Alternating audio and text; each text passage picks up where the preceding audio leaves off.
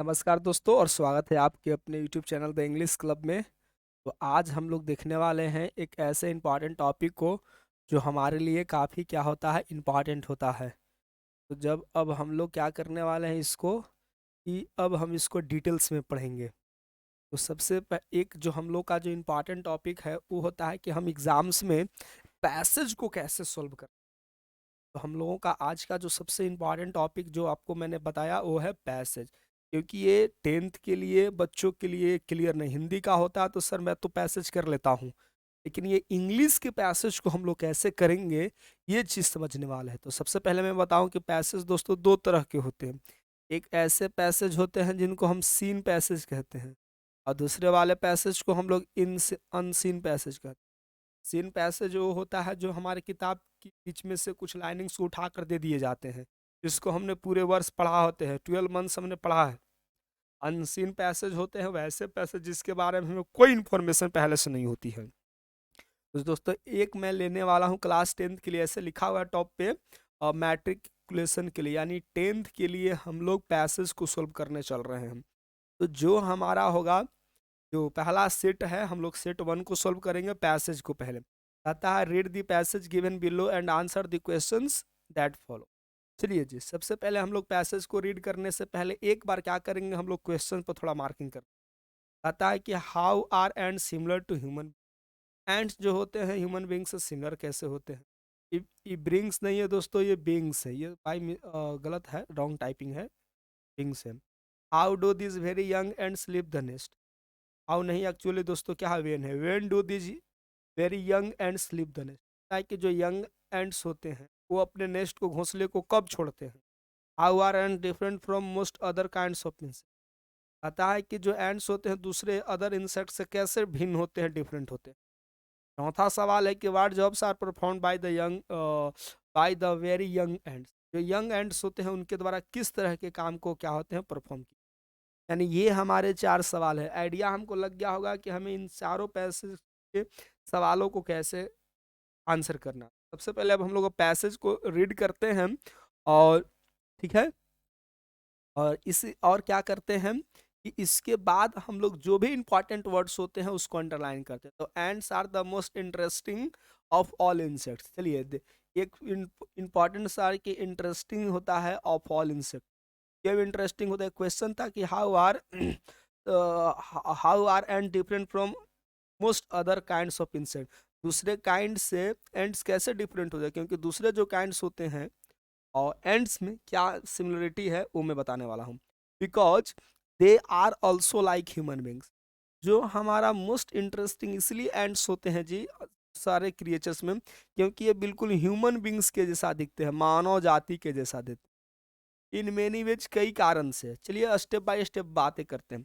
सबसे पहले ह्यूमंस में क्वालिटी क्या होती है, मानव वो एक साथ रहते हैं, घर बनाते हैं, खाते पीते हैं, उनके घर का एक मालिक होता है। क्या चींटियों में भी ऐसा ही होता होगा? जी हाँ दोस्तों, ये सारे प्रोसेस एंड्स भी दोहराते हैं या एंड्स भी करते हैं, जो देखने में एक बहुत छोटा है, एक स्मॉल क्रिएचर है, टीनी कह सकते हैं, स्मॉल तो बहुत टीनी वर्ड इस्तेमाल कीजिए। दे लिव टुगेदर, ये चींटियां आपस में एक साथ रहती, बिल्ड देयर ओन हाउसेस, वो अपना खुद के घर बनाती हैं। And have a king and A queen, का खुद का एक राजा और एक रानी होती। ईच एंड, जो एक हमारी चींटी है, each ant has its own work to do. प्रत्येक चींटियों का, जो हमारा एंड्स होते हैं, सबका अपना काम बटा होता है जिनको उनको करना होता है। And it does it's work well, और इतना ही नहीं, उनको जब काम पता होता है तो अपने काम को बहुत सफलतापूर्वक एकदम अच्छे से क्या करते हैं, उसका निर्वहन करते हैं या उसको सफलतापूर्वक करते हैं। द वेरी यंग एंड्स, जो सबसे यंग होता है जी, जो नवजात होता है, एकदम बिल्कुल नया है, ठीक है ना। Who have just come out from their cocoons, वैसे एंड जो अभी ककुन से भी तुरंत ही बाहर निकले हैं, आर जनरली द नर्सेस, उनको जनरली नर्सेस कहा जाता है। वेन दे आर ओल्डर, जो जैसे जैसे वो क्या होते हैं, वो थोड़ा सा ओल्डर होते हैं, जैसे जैसे उनकी उम्र बढ़ती जाती है। And their skins are harder, और उनके स्किन थोड़ा सा हार्ड होते हैं, तो कहता क्या है, they are ready to leave the nest, वे लोग अपने घोंसले को छोड़ने के लिए क्या होते हैं, तैयार होते हैं। कब जी? जब वो थोड़ा सा ओल्डर होते हैं, क्या कुन से बाहर आने के बाद, और उनके स्किन क्या होते हैं, थोड़ा हार्ड हो जाते हैं। तो दिख रहे हैं ना, एक क्वेश्चन पूछा था कि when do these very young ants leave the nest, यानी जो यंग लिव्स एंड्स हैं वो अपने घोंसले को कब लीव करते हैं। देख रहे हैं ना, आंसर आपको मिल गया। हम लोग इसी को अपने लैंग्वेज में लिखेंगे, कैसे लिखेंगे मैं सारा चीज क्लियर कर दूंगा। And ready to leave the next and do other kind support. वो सिर्फ अपने घोंसले को छोड़ने के लिए तैयार नहीं होते यंग एंड्स, बल्कि डिफरेंट अदर काइंड्स भी करने को रेडी होते, अपने आप को इस तरह सोसाइटी को बना।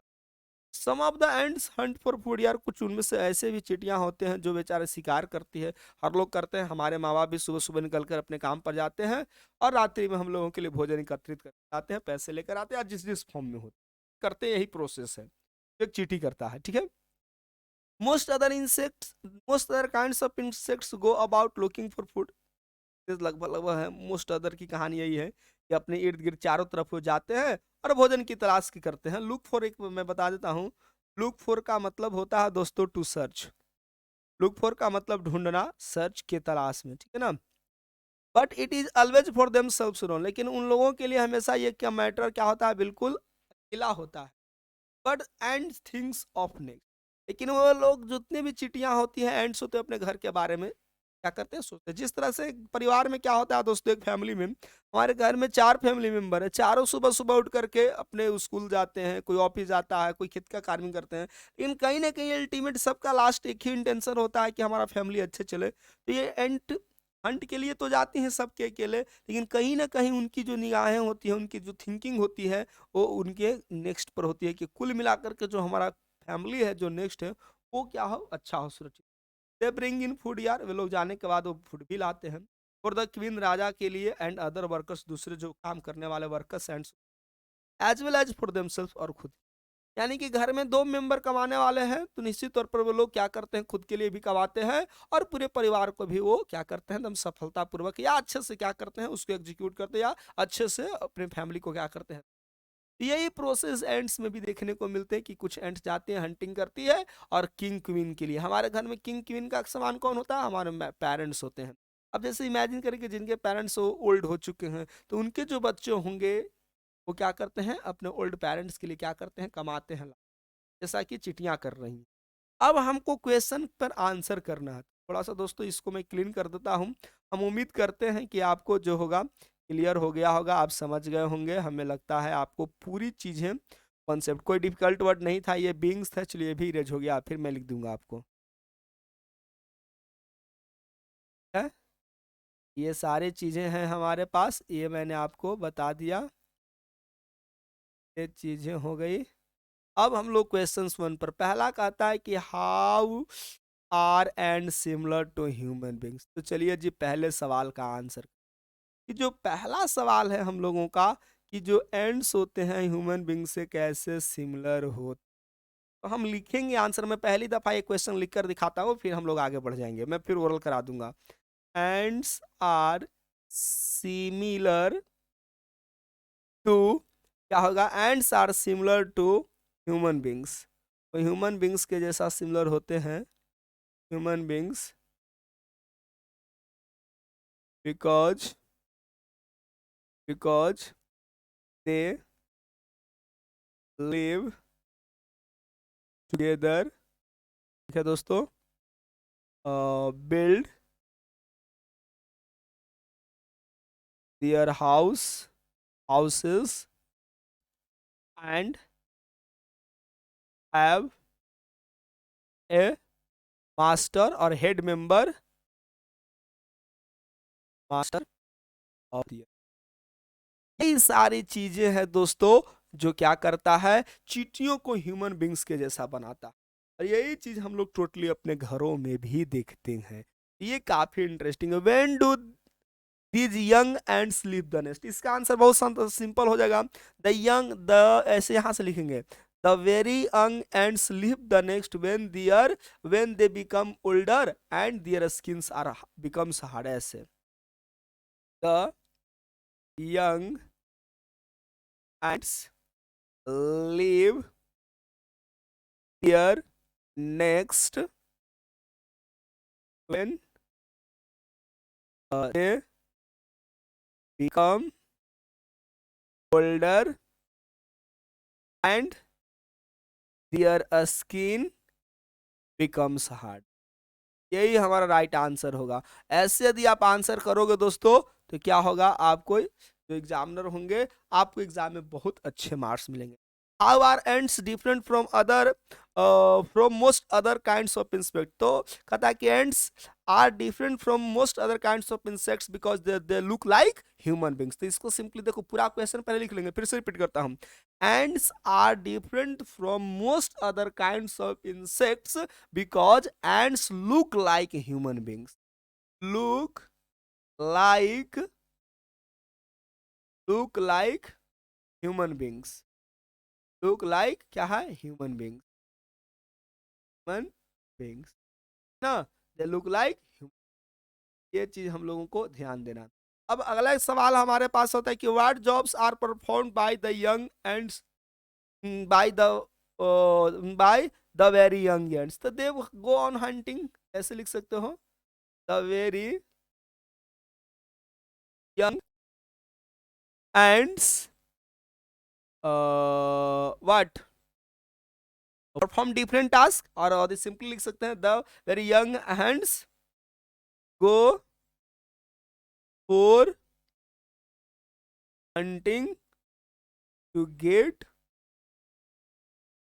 जो यंग एंड्स होते हैं हंटिंग पर जाते हैं क्या, किस लिए जी, भोजन की तलाश में, है ना। तो यही हमारा, इस तरह से आप आंसर करोगे। कोई जरूरी नहीं कि एकदम हूबहू यही आंसर, लेकिन आपको पैसेज में खुद से पढ़ करके आंसर करना होता है। आप ऐसा आंसर करोगे तो आपको बेहतर मिलेगा। अब हम लोग एक और पैसेज में आपको दिखाता हूं। सेट ए का ही पैसेज 2 को मैं सोल्व करके दिखाता।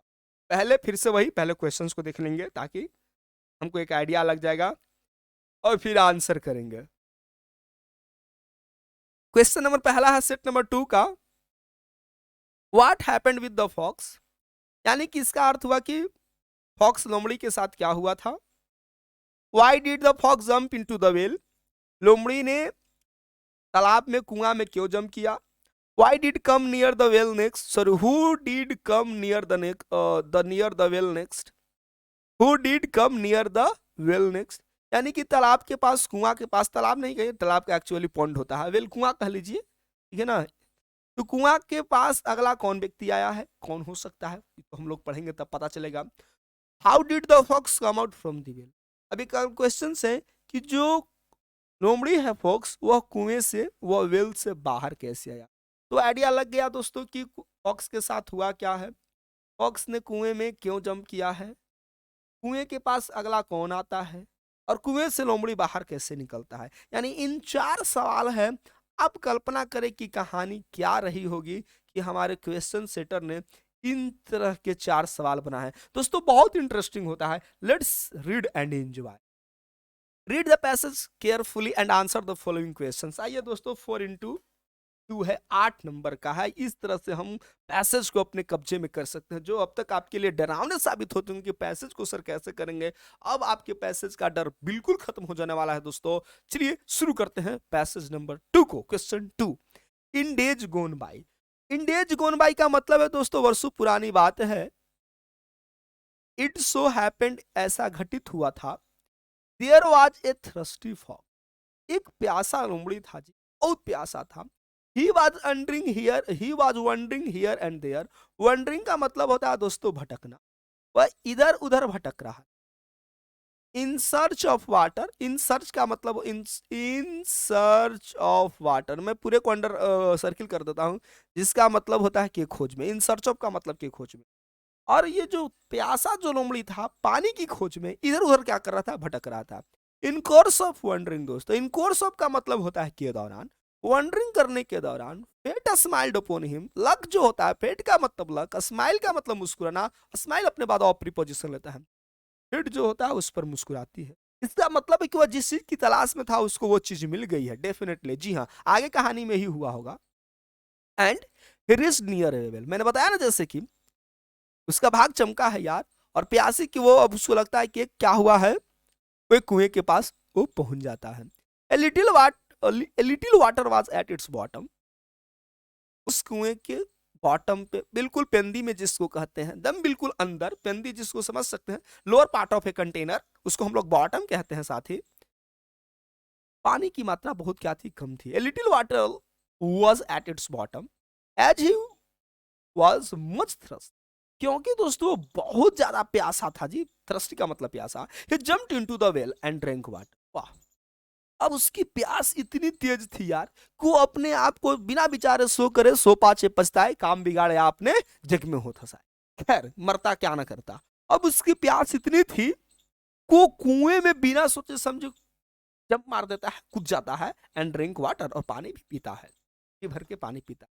The walls of the well were high, जो कुएं की जो वाल्स थी, जो दीवारें थी, वो निश्चित तौर पर हाई होगी। आपने भी देखा होगा, कभी कभी हमारे कोई आदमी भी गिर जाता है तो बड़ी मशक्कत करने के बाद क्या होती है दोस्तों, हम लोग कुएं से उनको निकाल पाते हैं, कोई भी होता है। और कभी कभी तो दोस्तों हमें अपनी जान से भी हाथ धोना पड़ता है। And he was unable to get out from the well. अब कुएं की दीवारें ऊंची होने की वजह से जो हमारा लोमड़ी था, वह इससे बाहर आने में दोस्तों बिल्कुल असमर्थ है। Gate out from the well कहने का मतलब है कुएं से बाहर आना, अनेबल का मतलब असक्षम, सक्षम नहीं है। इन द मीन टाइम, इसी दौरान, मीन टाइम का मतलब होता है दोस्तों के दौरान, इसी दौरान, in the mean time A thirsty God came that way. उसी समय क्या होता है दोस्तों, एक प्यासा बकरा जो होता है, बकरी होती है, गुड, वो आती है दैट वे, उसी रास्ते से, and saw the fox inside the well. और जैसे ही उस कुएं के पास पहुंचती है तो नीचे झांक कर देखने के पास पता चलता है कि जो लोमड़ी है, ठीक है, वो कुएं के अंदर है। शी आस्क्ड द फॉक्स, यार, और वो जो बकरी है वो फॉक्स से पूछती है, eh what are you going, what are you doing there, है फॉक्स बता तू अंदर क्या कर रहा है कुएं में, what are you doing there. The fox से, I am drinking sweet water here. नहीं जानती हो तुम, मैं यहाँ पर बहुत मीठे पानी पी रही हूँ, तुम नहीं चाहती हो पीना। हे, द फॉक्स सेड, तब लोमड़ी ने क्या करता है, जवाब देता है, आई am drinking the sweet water here, बहुत मीठा यार, शरबत से भी ज्यादा है। Come down, come down, come down and drink this sweet water. ये नीचे उतरो, आओ, और इस मीठी पानी को तुम पी करके तुम भी अपनी प्यास को बुझ। The God jumped into the well. ये जो बकरी थी बेचारी, इस लोमड़ी की बातों में आ गई। ये लोमड़ी चालाक था, द क्लेवर फॉक्स, इसका टाइटल दे देंगे हम लोग इस पैसेज का। The God jumped into the well, बकरी भी उस लोमड़ी की बातों में आ गई और बिना विचारे उस कुएं में जंप लगा देती है, एंड ड्रिंक वाटर, और ये भी पानी पीती। The clever fox got on the back of the goat, और इसी में मौका का तलाश देकर के जो हमारा लोमड़ी था दोस्तों, वो बकरी के पीठ पर आ जाता है। गेट ऑन का मतलब चढ़ जाना, गेट ऑन मैंने समझते होंगे चढ़ना, गेट आउट का मतलब उतरना। गेट ऑन गेट आउट हम लोग पढ़ते होंगे बसेस वगैरह में, आपने देखा होगा। गेट ऑन चढ़ना। The clever fox got on the back of the goat, जो चालाक लोमड़ी थी बकरी के पीठ पर चढ़ जाती है, एंड जम्प्ड आउट यार, और एक छलांग मारती है और सीधे अंदर से कहां हो जाती है, वो बाहर हो जाती है, वो बाहर निकल जाती है।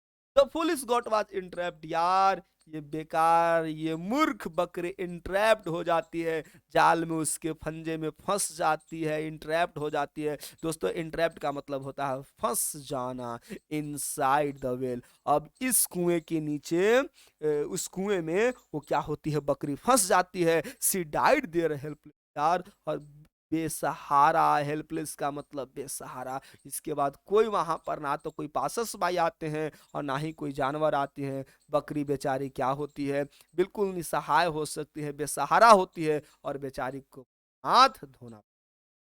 दोस्तों ये था हमारा पैसेज, हम उम्मीद करते हैं पैसेज बहुत सीख दी होगी दोस्तों। हमें आगोश में नहीं आनी चाहिए। लोमड़ी ने मीठे पानी का बहाना कर करके उसको नीचे जम करा लेता है और उसके पीठ पर चढ़ करके वो बाहर निकल।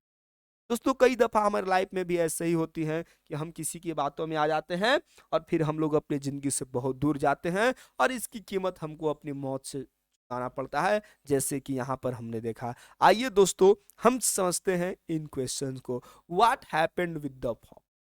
अब हमको समझना है कि फॉक्स के साथ क्या हुआ। तो फॉक्स क्या हो रहा था दोस्तों, कि फॉक्स के जो था बहुत प्यासा था, और ये पानी की तलाश में इधर उधर क्या कर रहा था, भटक रहा था। तो ऑप्शन नंबर ए का आंसर करता हूं, लिख कर बताता हूं, ठीक है। द फॉक्स वॉज, ठीक है, it happened with the fox that it was very thirsty. ऐसे भी तुम बना सकते हो, ऐसे लिख कर मैं दिखा देता हूँ, ऐसे इस तरह से कई तरीका से हम आंसर करते हैं। ऐसा कुछ नहीं है दोस्तों कि एकदम हु बहू हमको आंसर वैसे ही मिलना। हम कई तरीका से पैसेज है, हम जैसे आपको सेंटेंस करेक्ट हो आप लिख सकते हैं। What happened with the fox, ठीक है ना, क्या लिखेंगे?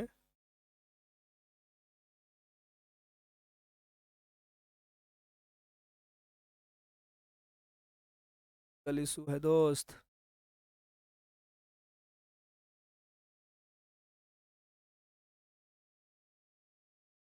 यार चलिए हम लोग यहाँ पर थे, हाँ।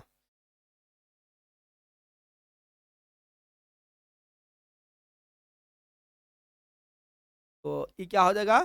व्हाट हैपेंड तो ऐसे आंसर करेंगे, it happened with the fox that he was wandering, भटक रहा था, he was wandering in search of water. He it happened with the fox that he was wandering in search of water because, क्यों जी? Because he was very, तो आप इस तरह से कर सकते हैं। The fox was very thirsty so he was wandering in search of water, आप चेंज करके लिखा जा सकता है। हाँ, कर दिक्कत नहीं होने वाली है। Why did the fox jump into the well? ये तो यार बहुत आसान सवाल है ना, ये तो आंसर कर ही देंगे। क्यों जंप करता है? टू ड्रिंक वाटर, तो इसको तो मैं आंसर बहुत आसानी से कर लेंगे, आप भी कर लेंगे। द फॉक्स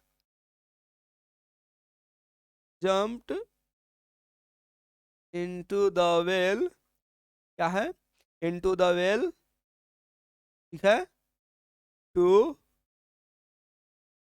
ड्रिंक वाटर, उसको प्यास लगा था। आप इसको एक और लिख सकते हो, the fox jumped into the well to quench his thirst. कई तरीका से होता है अपनी क्वेंच ऑफ थ्रस्ट का मतलब होता है प्यास बुझाना, क्वेंच का मतलब दोस्तों होता है बुझाना, ठीक है ना। तो ये चीज हम लोग इसको कर सकते हैं। और who did come near the well next, अब कहता है कि वेल के अगल नजदीक में कौन आया था, तो सबको पता है द गोट, इसका आंसर कर देंगे the goat came, past indefinite में came near the well nest, है, इसके नीचे है।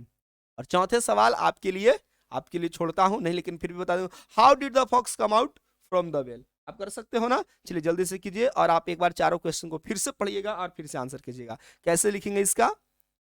द फॉक्स, एक बार करके आप दिखाइए तुरंत।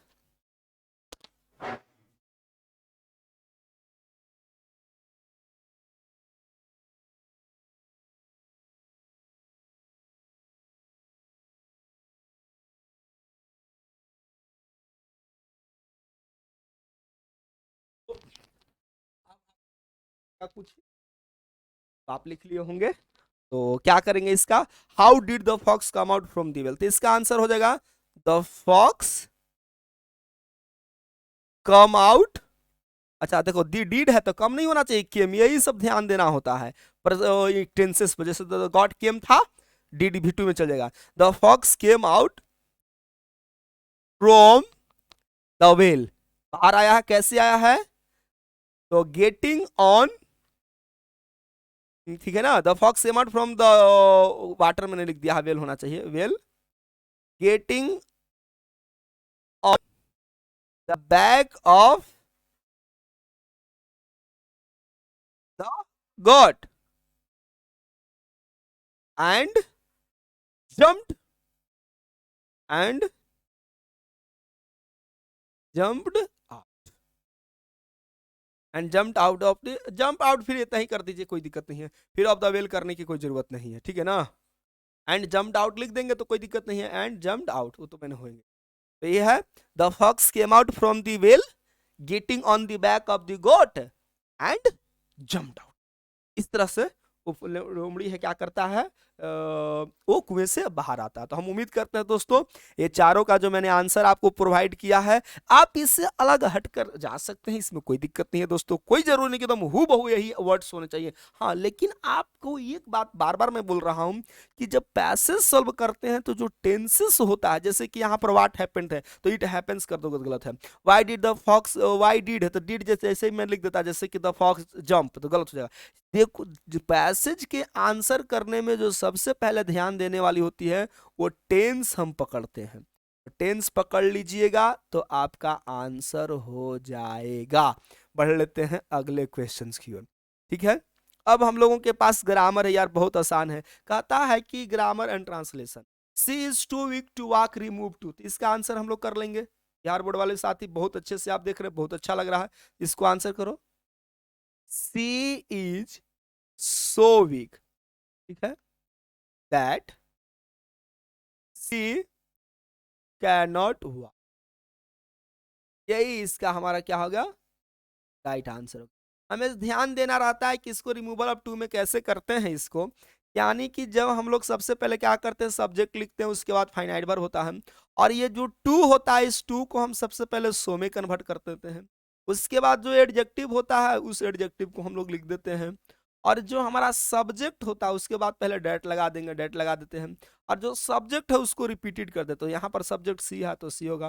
प्रेजेंट होता है तो दोस्तों कैन लगाते हैं। यदि सेंटेंस निगेटिव होता है तो अफर्मेटिव है। यहाँ पर निगेटिव है तो जनरली केसेस में हम नॉट के साथ इस्तेमाल करते हैं कांड, और जो हमारा 2+V1 है वो 2 हट जाता है और उसका कन्फर्म। इसी पैटर्न पर हम लोग degree of sorry removal too क्या करते हैं, बनाते हैं। यही कॉन्सेप्ट होता है जिस पर हम बातें करते हैं। तो ऑप्शन यही हो जाएगा हमारा। इसमें तो ऑप्शन वाला है नहीं दोस्तों, तो क्या बनेगा, she is so weak that she can't walk. वो इतनी कमजोर है कि टहल नहीं सकती। अब हमको क्या करना है, पॉजिटिव डिग्री है। Mister Prasad is one of the strongest person in the society. देखो दोस्तों, जब वन ऑफ होता है तो पर्सन नहीं पर्सन्स होना चाहिए, ये तो गलत किया हम। और वन ऑफ के बाद यदि सेंटेंस में हमारे पास रहे, ठीक है, तो one of plus the plus क्या होता है जी, एडी जे थ्री होता है, और उसके बाद नाउन क्या होता है, प्लूरल।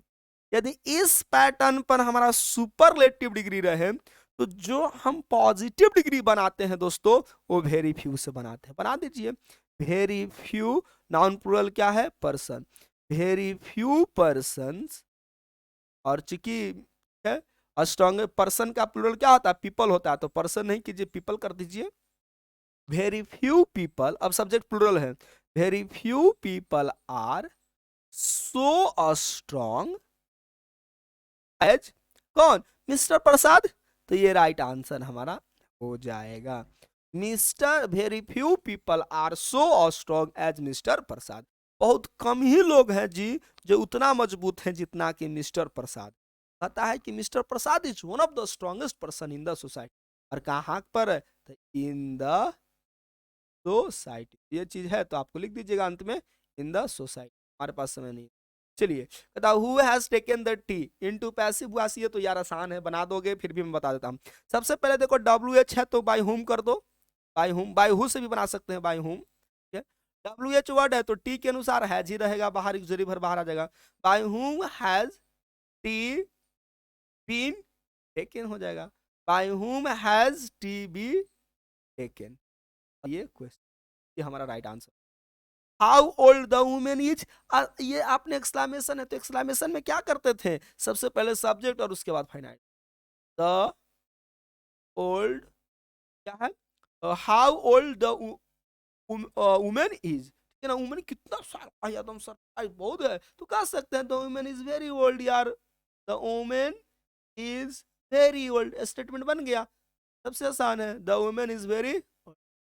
तो इसको हम बहुत आसानी तरीका से क्या कर लेते हैं, बना लेते हैं, तो हम लोगों को कोई दिक्कत नहीं होती है। एक बार जरूर देख लीजिएगा। अब स्पेस तो है नहीं दोस्तों कि मैं विशेष वर्क करूं, थोड़ा सा दिक्कत हो सकती है। मैं भी एक्सप्लेनेशन के लिए आप हमारे चैनल पर चले जाइएगा द इंग्लिश क्लब पर, वहां पर मैंने सारा चीज बताया है। Rohit said to sorry he said to Rohit don't play in the sun. ये कमांड का सेंटेंस है जी, ऑर्डर कर रहा है, ठीक है। तो ही ऑर्डर्ड, ठीक है, ही ऑर्डर्ड रोहित, उसने रोहित को क्या किया है, और डोंट है तो यहाँ पर डोंट के लिए क्या लगा देते हैं, नॉट, और बाकी सब कुछ है, not to play in the sun, not to play in the, ये हमारा राइट आंसर। अब यहाँ पर हमको क्या है, क्वेश्चन नंबर तीसरा जो है हमारा, कि he said please help me in trouble, उसने मुझे कहा, ही से यार हेल्प करो, तो ये प्लीज के साथ हमको पता क्या होता है, रिक्वेस्ट होता है, तो सीधे क्या बना देंगे, एक ही पैटर्न पर है, ही रिक्वेस्टेड, ठीक है, अब प्लीज हट जाएगा रिक्वेस्ट के लिए, टू हेल्प, और ये फर्स्ट पर्सन है, चेंज किसके अनुसार हो जाएगा, सब्जेक्ट के अनुसार, तो सब्जेक्ट क्या ही, तो हिम हो जाएगा, he requested to help him, और सेंटेंस कॉपी कर दो दोस्तों, इन ट्रबल, स्पेस नहीं है, फिर से, he requested to help him in trouble, he requested to help him trouble, option number जो होगा हमारा इस तरह से करेक्ट हो जाएगा, ऑप्शन नंबर 3 हो जाएगा। अब हम लोग को ये sentence, the teacher said to the class, teacher ने पूरे क्लास से कहा, यू शुड लेबर हार्ड, तुम्हें कठिन परिश्रम करना चाहिए, and be successful in your life, ध्यान दो, शुड को चेंज नहीं कर, खाली खाली इतनी बड़ा है, कुछ नहीं करना है हमको, तो मुहू बहु ऐसे ही इस्तेमाल करना है, the teacher told the class, सबसे पहले कर देंगे टोल्ड द क्लास। अब ध्यान देखो, second person change according to क्या हो जाएगा, ऑब्जेक्ट, तो क्लास में कोई एक बच्चे तो होंगे नहीं, तो क्लास के अनुसार ईट होना चाहिए, तो ईट नहीं, यहाँ पर हम लोग किसका इस्तेमाल करेंगे, दे का, लॉजिक भी लगाओगे, second person change into, change according to the object, तो ऑब्जेक्ट द क्लास है, तो क्लास में एक बच्चे होंगे नहीं, द, इसके लिए क्या होगा, प्लूरल दे हो जाएगा, हम लोग इसका दे इस्तेमाल करेंगे, दे, दे के साथ शुड, शुड तो चेंज होगा नहीं, they should labour hard and be successful, कुछ भी चेंज नहीं होने वाला है दोस्तों, बी सक्सेसफुल इन, अब फिर से ये सेकंड पर्सन है, सेकंड पर्सन चेंज किसके अनुसार, ऑब्जेक्ट के अनुसार, तो ऑब्जेक्ट द क्लास है, तो क्लास हमारा प्लूरल होता है, ठीक है ना, तो यहाँ पर क्या हो जाएगा, देयर लाइव्स,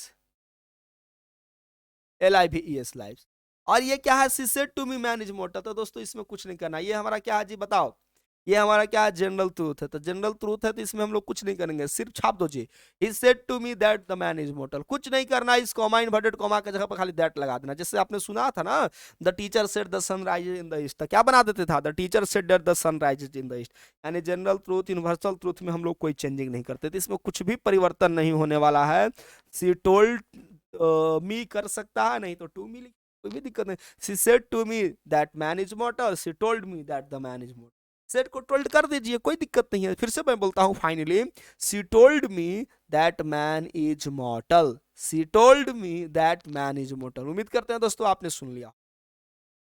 अब हमको कहता है कि Ram as well as his friend, तो देखो जब हम लोग एज वेल एज के साथ सेंटेंस को जोड़ते हैं, ठीक है क्लियर, एज वेल एज हो हमारा, या एक्सक्लूडिंग हो, इंक्लूडिंग हो, तो ऐसी स्थिति में जो हमारा जो सब्जेक्ट बनता है दोस्तों, वो हमारा S1 के अनुसार होता है, S1 यानी क्या है, हमारा नाम है, तो इसके अनुसार हमारा ऑप्शन नंबर इज करेक्ट हो जाए। आप सोच रहे होंगे कि हिज फ्रेंड्स पर नहीं होगा, S1 पर, नथिंग के साथ हमेशा वर्ब सिंगुलर होता है, नथिंग बट स्टार्स ट्विंकल, यानी nothing is twinkling, option number क्या होगा, not only but also his friends, तो नॉट ओनली बट ऑल्सो में सेकंड पर जाता है दोस्तों, ठीक है ना, नॉट ओनली बट ऑल्सो, तो इसमें तो आर हो जाएगा। ये 3 हमारा सिंटेक्स का क्वेश्चन था, पहला में ईज होगा, दूसरा में भी ईज होगा, और तीसरे में हमारा आर होगा। ही डील्स विद, मैंने बताया था डील सीन और विद का, डील सीन का मतलब होता है व्यापार करना, याद रखेंगे, डील के साथ जब हम इन लगाते हैं इसका मतलब होता है टू ट्रेड, ऑप्शन नंबर हो जाएगा ही डील्स, ठीक है, वी रन डॉट डॉट, देखो रन आफ्टर का मतलब होता है पीछा करना, तो रन बिहाइंड नहीं होगा, ये सब फ्रेजल वर्ब का है, जो भी यहाँ पर प्रीपोजिशन मैक्सिमम पूछे जाते हो फ्रेजल वर्ब का, we run after the thief, हम लोग चोर के पीछे क्या किए, भागे, ही एग्रीज, एग्रीज के साथ ऑन प्रीपोजिशन नहीं विद होगा, तो ऑप्शन नंबर आ जाएगा, he agrees with his friend, वो अपने दोस्त के साथ सहमत होता है, ठीक है। पुट बाई का मतलब और पुट ऑन, ये हम लोग को थोड़ा समझना होता है कि ये क्या होता है, देखो पुट ऑन का मतलब आप जानते होंगे क्या होता है, put on, put off, put off का मतलब उतारना, पुट ऑन का मतलब पहनना, तो पुट ऑन का मतलब होता है टू वियर। दोस्तों एक नया फ्रेजल वर्ब मैं सिखा देता हूं, पुट बाई, पुट बाई का मतलब होता है टुगेदर या टू स्टोर, एकत्रित करना, तो वी पुट बाई वेल्थ, हम लोग क्या करते हैं दोस्तों, अपने वेल्थ को, धन संपत्ति को क्या करते हैं, एकत्रित करते हैं यार, जमा करते हैं या स्टोर करते हैं। तो यहाँ पर दोस्तों ऑप्शन नंबर हमारा ये कॉन्सेप्ट आपने देखा कितने इंटरेस्टिंग। पढ़ते हैं क्वेश्चन नंबर 10 की ओर, जो कि हमारा क्या है दोस्तों, ये है आपका ट्रांसलेशन। कहता है ट्रांसलेट टू इंग्लिश से नहीं 5, लेकिन 5 ही करना। लेकिन फिलहाल में आप एक्सरसाइज करना है हम लोग को, तो प्रैक्टिस कर रहे तो हम लोग सारा प्रतिदिन एक्सरसाइज करो। डू या take exercise daily, take an exercise, take exercises plural form में बना दो सबसे बढ़िया, take exercises daily, take take exercises daily, नहीं तो टेक एन एक्सरसाइज डेली। ध्यान देना, यदि एक्सरसाइज प्लूरल में नहीं लिखेगा तो फिर आपको सिंगुलर लिखना हो। ये दोनों तरीका से बना सकते हो। व्यायाम हमारे शरीर के लिए क्या होता है, लाभदायक होता है, यानी exercise, exercise is good for our body. लाभदायक होता है, यहाँ पर बेनिफिशियल भी लिख सकते हैं, कोई दिक्कत नहीं है, वहां पर कोई दिक्कत नहीं है। लाभदायक, गुड भी अच्छा, लाभदायक यहाँ पर लिख सकते हो, बेनिफिशियल ऐसा हो तो कोई दिक्कत नहीं होगा, गुड भी लिखेंगे कोई दिक्कत नहीं है। अच्छा है, लाभ अच्छा मैंने लाभदायक है। यह शरीर को क्या करता है, बलिष्ठ बनाता है। बलिष्ठ का मतलब दोस्तों मजबूत होता है। तो इट मेक्स आवर बॉडी क्या है, स्ट्रॉन्ग। तो ये जो एक्सरसाइज होता है हमारा क्या होता है, शरीर को मजबूत बनाता है। तो it makes our body strong. छात्रगण अनुशासन प्रेमी है, तो यानी छात्रगण मैंने चिल्ड्रेन, तो प्लूरल फॉर्म में रहेंगे तो स्टूडेंट्स द नहीं लगाएंगे, जनरल फैक्ट में जाएगा। Students are the lover of discipline, discipline, ठीक है। इसको और तरीके से तुम बना सकते हो, स्टूडेंट्स लाइक डिसिप्लिन, ऐसे भी बनाएंगे तो दिक्कत नहीं होने। अनुशासन छात्रों को महान बनाता है, क्या होगा, डिसिप्लिन, ठीक है, मेक्स, इसको बनाता है छात्रों को, स्टूडेंट्स, अब खास हो गया, स्टूडेंट्स क्या बनाता है, महान, यानी कि great. Us discipline makes the students great. छात्र देश के भविष्य हैं, ठीक है। स्टूडेंट्स,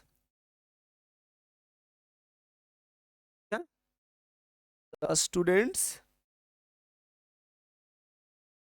आर द क्या है, future, the students are the future of the nation. क्या हुआ दोस्तों अर्थ, छात्र देश के भविष्य, the students are the future of the nation. तो ऑप्शन नंबर ये होगा। देश का भविष्य इन पर निर्भर करता है, क्या होगा, फ्यूचर ऑफ द नेशन या country, the future of the nation या कंट्री डिपेंड्स ऑन देम, निर्भर करता है, डिपेंड्स ऑन। कोई भी दिक्कत होगा दोस्तों आप मैसेज कर देंगे हमें, जरूर मैं आपको बिहार के छात्र पढ़ने में तेज हैं, the students of Bihar, Bihari तो हर साल IAS UPSC सब निकालते रहता है, सबको पता है। The students of Bihar, the students of Bihar are intelligent, इसमें इन स्टडी, पढ़ने में इन स्टडी, ठीक है। तो the students of Bihar are intelligent in studying, in doing studying भी कर लिख सकते हो, पढ़ने में अब सिर्फ इन स्टडी दो, कोई दिक्कत नहीं है दोस्तों। अब हम लोगों ने दोस्तों अनसीन पैसेज देख लिया, अब हम लोग एक चलते हैं सीन पैसेज, और इसके बाद हम लोग सेशन को एंड कर लेंगे। कहता है कि read carefully the given step and answer the following questions. कहता है कि ये एक्सट्रैक्ट का मतलब होता है दोस्तों जब कोई चीज कहीं से लिया गया है, यानी ये जो चीजें हम लोग पढ़ने जा रही है, हम लोगों ने पढ़ा है, हम लोगों की ये किताब में, यानी कि ये सीन पैसेज है, ये हमारे सिलेबस में है, तो बहुत ज्यादा मेहनत करने की जरूरत नहीं। कहता है कि due to my important papers and letter, हमारे रूम में कई सारे इंपॉर्टेंट पेपर्स थे और लेटर्स थे। अब जैसे ही आपने इंपॉर्टेंट पेपर्स और लेटर्स की बात किया तो दोस्तों मेरे माइंड में एक चैप्टर का नाम याद आता है, और उस चैप्टर का नाम है गिल्लू। अरे लिखने वाली है हमारी महादेवी वर्मा, तो यानी कि इनके बारे में हमको पढ़े हैं, और अब हम क्वेश्चन नहीं भी पढ़ते हैं, डायरेक्ट थोड़ी सी पढ़ लेते तो कोई दिक्कत नहीं। क्यों, क्योंकि हमने इसको वर्ष भर पढ़ा है, हमें पूरी तरीका से इसके बारे में आइडिया लगा है।